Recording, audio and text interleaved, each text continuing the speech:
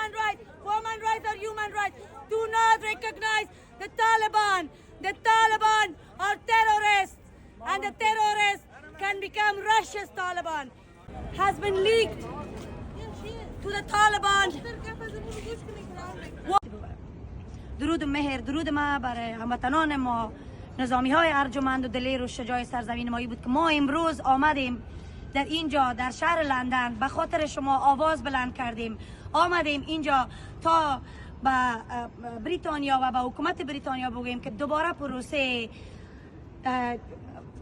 درخواست نظامی ها را آغاز کنند تا شما بتانید در فضای انسانی و دور از گزند طالبان تروریست به زندگی انسانی ادامه بدید. با شما هستیم، هم صدا و هم نوا و با شما. زنده باد.